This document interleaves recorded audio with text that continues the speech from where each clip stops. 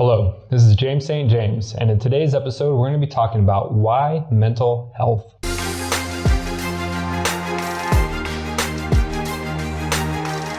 Join me on my journey as I integrate ancient and modern medicines to reverse engineer intuitive healing so that you can re-engineer your body and mind to live vibrantly once again.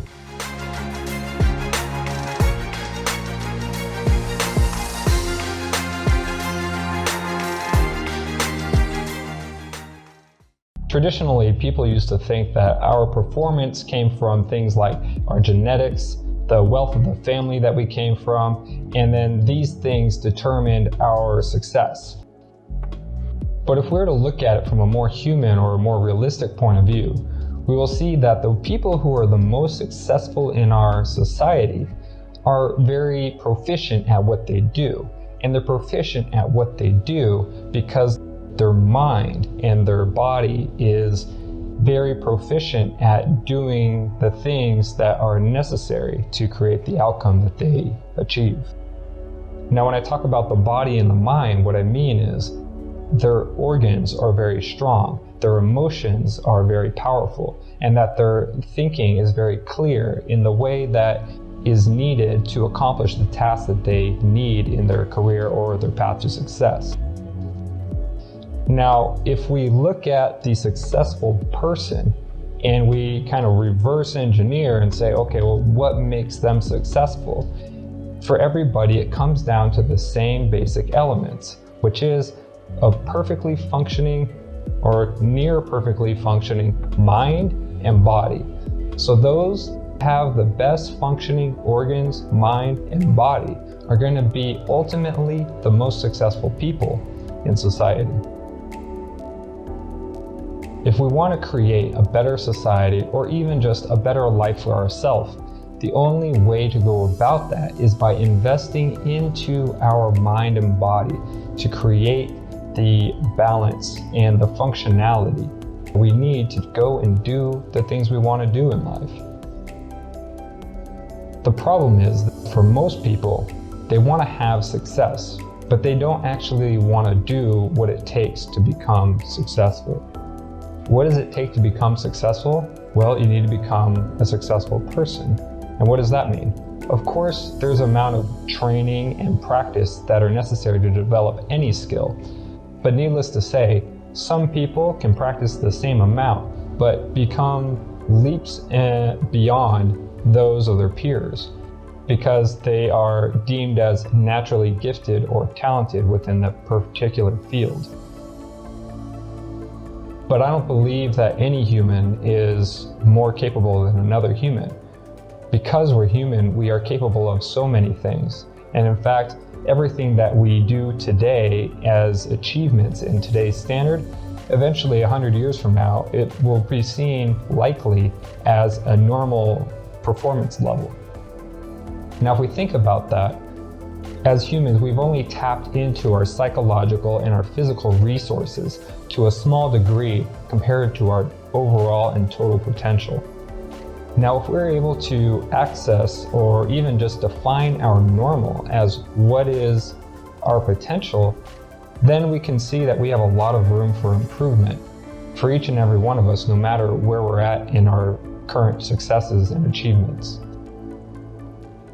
Now, everybody wants to think, feel, and perform better at whatever it is they do in life.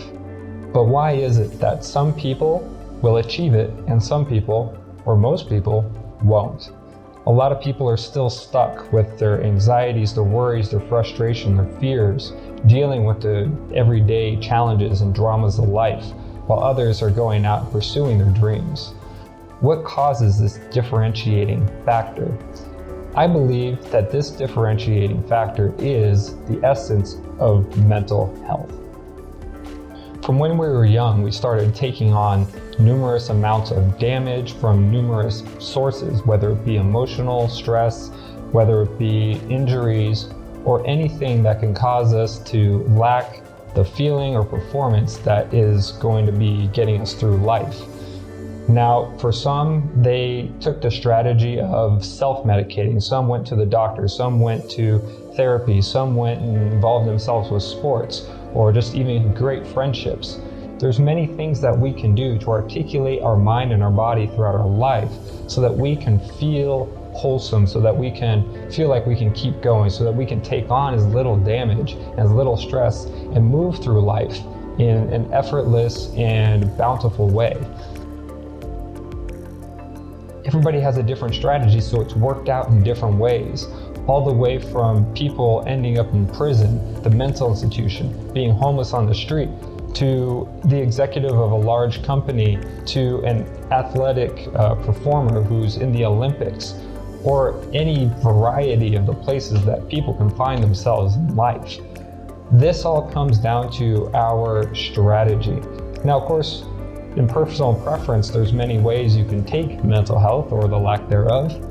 But in the core essence of one's experience on Earth, if we're just to draw a scale, is have really bad experience and really good experience. It doesn't matter if you're an Alaskan crab fisherman, but if you have your mental health intact, you can enjoy every single crab you catch. But on the other hand, you could be the most successful entrepreneur in the world, but if you don't have your mental health intact, man, it's going to be just a lot of responsibility and people telling you what to do that you are not going to enjoy a single moment of it. Mental health is so important because it defines our experience as we enjoy and live out this one precious lifetime that we have here on Earth. And so this is why I believe that the mental health is the critical place to start when we think of creating an effective strategy to shape our life, our mind, and our body into the way that we want. Mental health isn't the sexiest topic, but it's important. And it's not a topic that's exactly going to become the life of the party either. But the essence of taking care of it and talking about it now means that you actually get to enjoy the party to begin with. But what is this idea of mental health and why is it important? Let's summarize mental health as the mind functioning well. See, when the mind functions well, a lot of things become possible. But when it doesn't function well, even the smallest things in our life can become quite challenging. Since you were born, we've been indoctrinated with many of these practices that come into play when it comes to taking care of ourselves. We brush our teeth, we take care of our skin, we eat nutritious food. But when it comes to the mind, we weren't raised with any practice that says this is how you create mental health. A lot of people grow up and let things accidentally slip, and things accidentally slide. Before we know it, we start feeling, oh my gosh, I feel so anxious, I feel so worried, I feel depressed, I don't know why this is happening to me. And that leads people to become frustrated and even desperate. And when people become desperate or frustrated, it's a really horrible feeling. What do people do in that circumstance? Well, the typical thing to do is you want to feel like you can return back to wherever it is that you were. The youthfulness, the vitality, the vibrance in your personality. And that comes from just your good organ function. But what people do is they take alcohol, they'll take the energy drinks, they'll take some way to supplement themselves to make themselves feel like they are social again. They have the vitality, the energy to be able to do the things that they want in life. But at the end of the day, these are just things that allow us to feel those for a temporary time, but in the long-term strategy can cause negative and severe consequences as well. So is our mind just this excess baggage or this broken tool that we constantly need to whip into shape? Or is it a tool of infinite exploration and expansion that we can use to create our experience on Earth? What if we used our mind consciously and took care of it in such a way that it would perform its best so that we can do what we want in life? What would you do with extra mental clarity, compassion, care, love, vitality, energy. All these things come with a better working mind and better mental health. But unfortunately, a well-working mind isn't what sells. What sells is things like cigarettes, drugs, alcohol, pornography, and other tools that we use to compensate for our weaknesses and hide our insecurities. Now, in the short term, you may have succeeded. You accomplished that goal, you impressed that date, you made some friends, you were able to use these substances in a constructive way, or you'd be able to use whatever it is in our society. But in the long term, it hasn't actually developed you into creating a more substantial, more vital, more physiologically sustainable you. Then we find ourselves working extra hard to be able to afford the things that make us feel good. And as we keep pushing harder to make more money so we can buy these things that make us feel good, and then we feel good for a temporary time but not long term, so that feeling goes away, and then we constantly need to buy more and more things to make us feel good. But this puts us into an endless loop, and it doesn't have an end. So this results in us feeling exhausted. We feel burnt out. We feel like we're running out of options. We feel stuck in our life because we're then clinging on to the few things that truly make us happy in life. And we cling on to our jobs so that we can afford the lifestyle with those things in it. But what if we already felt content? What if we already felt like we had everything we need? We had the love, the appreciation, regardless of who was around us and what things were around us. How would that shape your life? How would that shape your buying decisions? The reason why I bring that up is because every time you invest in something like alcohol or pornography, that dollar that you spend then goes to say, in a capitalistic world, you're voting with your money to say that is more important in our society. You could have spent that dollar in many places. You could have given it to a nonprofit organization. You could have donated it to your community. You could have invested in some healthy food for yourself. But you decided to spend it on pornography. And what that says is that you have voted for the pornography industry to continually develop more pornography. And already we have $100 billion worth of pornography being created just within the United States every single year. And that's the legacy that we're passing on to our children. Not just the pornography industry, but this goes for many industries where these aren't necessarily things that are going to construct mental health in our lives or our children's lives, but yet it's something that we're voting for with our dollar. See, I'm not sure if people realize how these small purchases or just these small amounts of money spent in various directions really add up in a societal level. Because as we spend our money, we are supporting those companies to produce more of what they're producing. And then when those companies establish more power, then it creates a cyclical effect where they're able to invest more in marketing and then be able to tailor and articulate their products and services into people's lifestyles. Not only when we buy, say, a pornography magazine does it affect us, but it also enhances the company, which then goes and influences many other minds throughout the world. This is the essence of what is perpetuating mental illness in our society. Now, it's not pornography in and of itself is bad, or alcohol or drugs or cigarettes or any of the other examples I brought up are bad in and of themselves, but it's the fact that we as human beings on a collective level keep using these short-term tools to overcome long-term health problems. See, in order to overcome long-term problems, we need to use long-term solutions. To do that, we need an effective strategy. What do I mean by an effective strategy? Well, That's where the idea of creating a mental hygiene process comes into play. But it's not just pornography, as that's just one example of many industries that are perpetuating mental illness in our society. Now, it's not that pornography in and of itself is a horrible thing, or that drugs or alcohol, cigarettes, caffeine, or anything else is not to blame.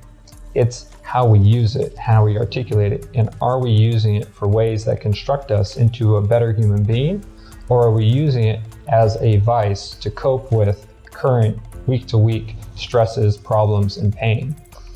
Now, if we keep just doing patchwork because we feel like we're imbalanced in our lifestyle and we're falling behind, it's never going to give us a point to where we can have an advantage over something that is so long-term. Because in order to create a long-term strategy to solve a long-term problem, we're going to need a long-term solution. But unfortunately, the votes are already in.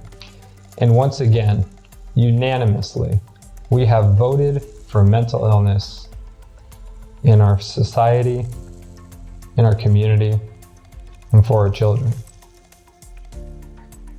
Right now, there are over 1 billion people with a diagnosed mental disorder, and scientists estimate as much as 75% of the population is dealing with an acute or chronic, diagnosed or undiagnosed mental disorder of some kind.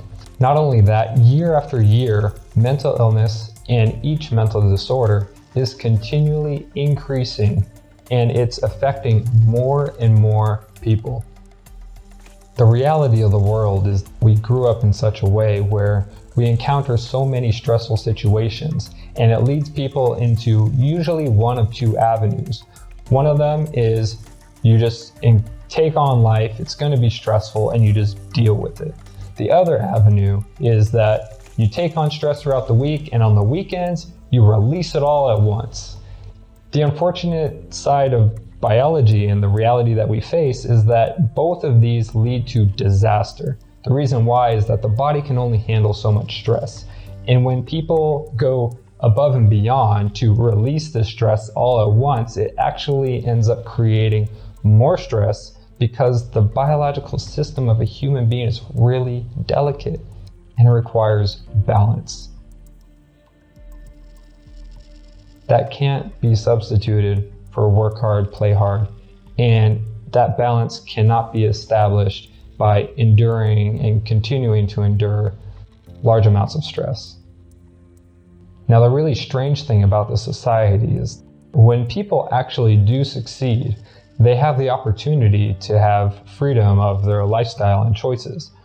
But this freedom often leads people to exercise their power on things like drugs and parties and other bad habits that eventually destroy the person's mind and physiological capabilities, leading that person worse off than where they were before they succeeded. This is a very common trap that people fall into, and is one of the main reasons why we don't see even the successful people as examples of mental health. Now, of course, there are many successful people that are also mentally healthy, but there's also a lot of people that have destroyed their mental health along the way in becoming successful too. So our society, even if you're poor, even if you're rich, even if you're successful or seen as not as successful, mental health issues can affect everybody. Mental illness is said to lead to things like crime, poverty, divorce, job loss, homelessness, greed, corruption, even poor grades. But if it's so bad, then what are we doing to stop it? See, here's the issue. 100% of children think that they're going to grow up mentally healthy, but 20% of children actually do. So as you can see, this society, whether we succeed or not succeed, whatever background we're born in, it is set up so that it's very difficult to maintain a mentally healthy lifestyle. In order to do that, you have to be proactive and you have to be strategic about your approach. For example, if I told you right now, go and improve your mental health, what would you do? So admittedly, the path to mental wellness hasn't really been well established from our parents' generation, as in previous generations, they were more concerned about getting the essential needs, not starving to death, not dying in a nuclear explosion, these kind of things. But when people talk about mental health, they usually go into things like avoiding bad habits, or how to breathe, or experiencing hopeful emotions.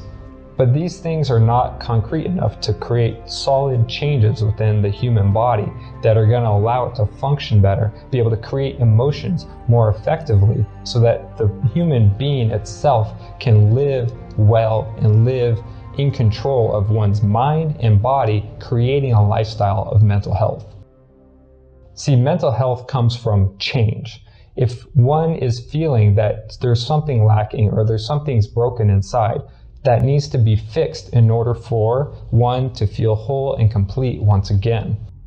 It must be something that we can implement into our life in practical and effective ways. For if it's not practical and it's not simple and it's not effective, then it's just not going to create the results fast enough that will actually make the changes needed to shape our mind in how we want. Once we can shape our mind into exactly how we want, well, now we can think how we want. Now we can perform in everything that we do how we want. And then we can create the lifestyle of mental health from that. But it all comes down to changing the body, changing the mind through a practical and effective strategy. Now that practical and effective strategy is exactly what this whole channel is dedicated to helping you achieve. Because if you understand how the body works and you can understand the principles by which it operates, then you can create more effective strategies that will allow you to be able to create those changes necessary to fix the damage that are keeping you from living in a mentally healthy lifestyle. So this is why mental health has been one of these elusive, imaginary concepts that we as an individual person might have a hard time conceptualizing and applying in a practical way into our life. So hopefully in this video I was able to clarify why mental illness exists and is constantly being perpetuated within our society, and how that affects us on a personal level. Maybe some of these things are something that you're dealing with, or maybe you know someone who is. Personally for me, I struggled with mental health for over 10 years of my life. I felt like when I lost my mental health coming out of a surgery that my whole life was gone. I remember spending the whole summer in bed just watching my friends have fun through Instagram, and I was stuck there trying to have basic conversations and manage my panic attacks and seizures. I couldn't hold down a job. I couldn't go and live and do the things I really wanted to do. And I told myself that was not me. And every day I lived like that. I felt like I was incarcerated within the prison of my own mind. Many years later, after trials and tribulations, traveling the world to find knowledge, doctors, and people that could help, eventually and finally been able to resolve the issues within myself. And by going through what the experiences that I've went through, and finding the key unique people that showed light on my path, I was able to overcome every challenge. And nowadays, I have seemingly unlimited creativity, mental clarity, capability, physically, mentally, emotionally, way more than I did before anyways. And life has just been an acceleration. Maybe I'm just back to where I was when I was young, but compared to living in a life of mental illness, it's just like a whole new experience on earth.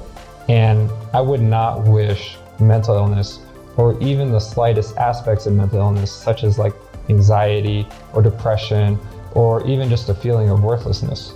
I wouldn't wish that on my worst enemy. And because of that, no matter who you are, what kind of background you're from, or how bad of a person you think you might be, I'm here for you. And I want to see you thrive in whatever life you're living, however many days you have left, I believe that it's not only possible for you to recover from whatever issues that you're going through, but it's also probable should you take on an effective strategy that uses a variety of tools in a very practical, efficient, and effective way that allows you to understand, okay, this is how my body works, this is how I'm going to fix it, so that you can take control of your mind, your body, your health, and create the mental health that you feel that you deserve. So if you want to learn more about how to take care of your mind and body in simple, practical ways so that you can build mental health into your life, then please feel free to check out the other videos in this channel. And I'm rooting for you on your path to mental wellness. I hope you found this video useful. If you could think of someone who might benefit from this information, then please feel free to share this video or series with them. Also, please feel free to check out the other videos in this channel, as we're producing almost a video a week with the intention of bringing you tools to help you transform your mind so that you can improve your mental and physical performance. If you would like to support our mission to provide mental wellness to the world, then please consider making a tax-deductible donation to the NutriCare Foundation, for which is a link in the description. And I look forward to helping you create a better you.